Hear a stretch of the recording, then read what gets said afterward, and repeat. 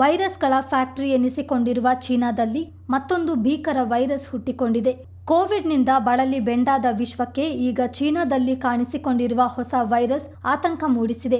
HMPV ಹೆಸರಿನ ಈ virus ಕರ್ನಾಟಕಕ್ಕೂ ಕಾಲಿಟ್ಟಿದ್ದು ಪುಟ್ಟ ಮಕ್ಕಳ ಮೇಲೆ ಅಟ್ಯಾಕ್ ಆಗಿದೆ. ಇದೆಲ್ಲದರಿಂದ ಕೊಡಗಿನ ಜನರು ಸಹಜವಾಗಿಯೇ ಗಾಬರಿಗೊಂಡಿದ್ದಾರೆ. ಜಿಲ್ಲೆಯಲ್ಲಿ ಇದುವರೆಗೂ ಯಾವುದೇ ಪ್ರಕರಣ ದಾಖಲಾಗಿಲ್ಲ. ಇದು ಡೆಡ್ಲಿ ವೈರಸ್ ಅಲ್ಲ ಎಂದು ಸ್ಪಷ್ಟಪಡಿಸಿರುವ ಜಿಲ್ಲಾ ಆರೋಗ್ಯ ಇಲಾಖೆ ಯಾರೂ ಆತಂಕ ಪಡಬೇಕಾಗಿಲ್ಲ ಎಂದು ಅಭಯ ನೀಡಿದೆ. ಹ್ಯೂಮನ್ ಮೆಟಾನಿಮೋ ವೈರಸ್ನ 7 ಪ್ರಕರಣಗಳು ಭಾರತದಲ್ಲಿ ಕಂಡುಬಂದಿದ್ದು, ಬೆಂಗಳೂರು, ನಾಗ್ಪುರ, ತಮಿಳುನಾಡು ಮತ್ತು ಅಹಮದಾಬಾದ್ನಲ್ಲಿ HMPV ವೈರಸ್ ಪತ್ತೆಯಾಗಿದೆ. ಬೆಂಗಳೂರಿನ 2 ಸೋಂಕಿತ ಮಕ್ಕಳ ಪೈಕಿ 3 ತಿಂಗಳ ಹೆಣ್ಣು ಮಗು ಗುಣಮುಖವಾಗಿ ಆಸ್ಪತ್ರೆಯಿಂದ ಡಿಸ್ಚಾರ್ಜ್ ಆಗಿದ್ದು, 8 ತಿಂಗಳ ಮಗುವಿಗೆ ಚಿಕಿತ್ಸೆ ನೀಡಲಾಗ್ತಿದೆ.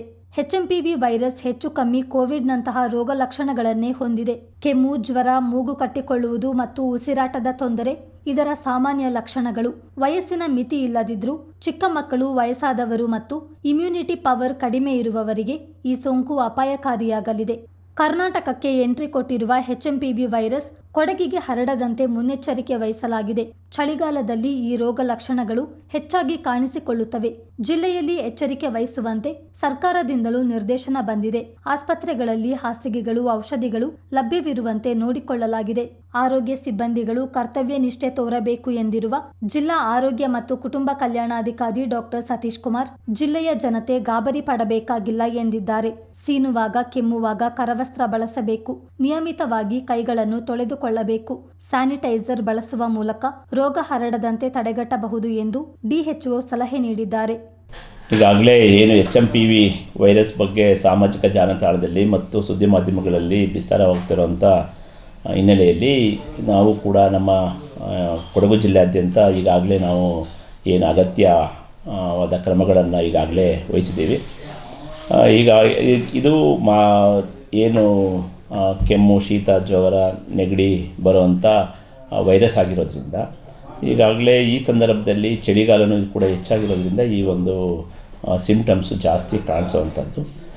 ನಮಗೆ ಈಗಾಗಲೇ ಸರ್ಕಾರ ಕೂಡ ನಿರ್ದೇಶನವನ್ನು ನೀಡಿದೆ. ನೀವು ಎಚ್ಚರಿಕೆಯಿಂದ ಇರಬೇಕು. ಎಲ್ಲಿ ಹೆಚ್ಚು ಪ್ರಕರಣಗಳು ವರದಿಯಾಗುತ್ತೆ ಅಲ್ಲಿ ಸರ್ವಿಲೆನ್ಸನ್ನು ಮಾಡಬೇಕು ಮತ್ತು ಅಗತ್ಯ ಔಷಧಿಗಳನ್ನು ಶೇಖರಣೆ ಇಟ್ಕೋಬೇಕು. ಎಲ್ಲ ಆಸ್ಪತ್ರೆಯಲ್ಲಿ ಎಲ್ಲ ಔಷಧಿಗಳು ಕೂಡ ಲಭ್ಯ ಇರಬೇಕು.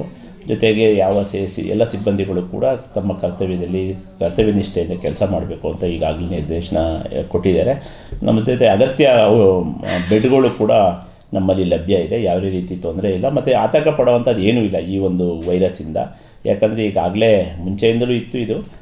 ಈಗಲೂ ಕೂಡ ಮಕ್ಕಳಲ್ಲಿ ಕಂಡುಬರೋದ್ರಿಂದ ಇದು ಫ್ಲೂ ಥರ ಸಿಂಪ್ಟಮ್ಸ್ ಇರೋದ್ರಿಂದ ಏನು ಅತಿ ಹೆಚ್ಚು ಗಾಬರಿ ಪಡುವಂಥ ಅವಶ್ಯಕತೆ ಇಲ್ಲ. ಮತ್ತು ಹೆಚ್ಚು ಸೀನು ಮತ್ತು ಕೆಮ್ಮು ಬಂದಂಥ ಸಂದರ್ಭದಲ್ಲಿ ಕರವಸ್ತ್ರ ಉಪಯೋಗಿಸ್ಬೇಕು. ಕೈಗಳನ್ನು ಸ್ವಚ್ಛವಾಗಿ ಇಟ್ಕೋಬೇಕು. ಹ್ಯಾಂಡ್ ವಾಷಿಂಗನ್ನ ಕರೆಕ್ಟಾಗಿ ಏನು ಸಿಸ್ಟಮ್ಸ್ ಇದೆ ಅದನ್ನು ಪಾಲನೆ ಮಾಡಬೇಕು. ಜೊತೆಗೆ ಸ್ಯಾನಿಟೈಸರ್ ಯೂಸ್ ಮಾಡಿದ್ರೆ ಈ ಒಂದು ರೋಗದಿಂದ ದೂರ ಇರ್ಬೋದು. ಸೊ ಎಲ್ಲರೂ ಕೂಡ ಆತಂಕ ಪಡುವಂಥ, ಜಿಲ್ಲೆಯಲ್ಲಿ ಯಾರೂ ಕೂಡ ಸಾರ್ವಜನಿಕರು ಆತಂಕ ಪಡುವಂಥ ಅವಶ್ಯಕತೆ ಇಲ್ಲ. HMPV ಮತ್ತು ಕೋವಿಡ್ ವೈರಸ್ ಒಂದೇ ರೀತಿಯ ರೋಗಲಕ್ಷಣಗಳನ್ನು ಹೊಂದಿವೆ. ಇವೆರಡೂ ಒಂದೇ ಮಾದರಿಯಲ್ಲಿ ಹರಡುತ್ತವೆ ಎನ್ನಲಾಗಿದೆ. HMPV ಚಳಿಗಾಲದಲ್ಲಿ ಹೆಚ್ಚಾದರೆ ಕೋವಿಡ್-19 ರೂಪಾಂತರಿಯಾಗಿ ವರ್ಷಪೂರ್ತಿ ಹರಡುತ್ತದೆ. ಸದ್ಯಕ್ಕೆ HMPV ವೈರಸ್ಗೆ ನಿರ್ದಿಷ್ಟ ಆಂಟಿವೈರಲ್ ಚಿಕಿತ್ಸೆ ಅಥವಾ ಲಸಿಕೆ ಇಲ್ಲ. ಸೋಂಕಿತರಿಗೆ ವೈದ್ಯಕೀಯ ಆರೈಕೆ ಮಾಡಲಾಗ್ತಿದೆ. ಮುಂಜಾಗ್ರತಾ ಕ್ರಮಗಳ ಮೂಲಕ ಸೋಂಕು ಹರಡದಂತೆ ನಾವೇ ಆರೈಕೆ ಮಾಡಿಕೊಳ್ಳಬೇಕಿದೆ. ಅನಾರೋಗ್ಯದಿಂದ ಬಳಲುತ್ತಿದ್ದರೆ ಮನೆಯಲ್ಲಿ ವಿಶ್ರಾಂತಿ ಪಡೆಯುವುದು ಉತ್ತಮ. ಕೈ ತೊಳೆಯದೆ ಮುಖ, ಕಣ್ಣು, ಮೂಗನ್ನು ಸ್ಪರ್ಶಿಸಬೇಡಿ. ಚಿಕ್ಕ ಮಕ್ಕಳು, ವಯಸ್ಸಾದವರು, ಗರ್ಭಿಣಿಯರು, ರೋಗ ನಿರೋಧಕ ಶಕ್ತಿ ಕಡಿಮೆ ಇರುವವರಿಗೆ ಈ ವೈರಸ್ ಡೇಂಜರ್ ಆಗಲೂಬಹುದು. ಆದರೆ ಆತಂಕಗೊಳ್ಳದೆ ಮುನ್ನೆಚ್ಚರಿಕೆ ವಹಿಸಿ ಎಂಬುದು ಆರೋಗ್ಯ ಇಲಾಖೆಯ ಸಲಹೆ.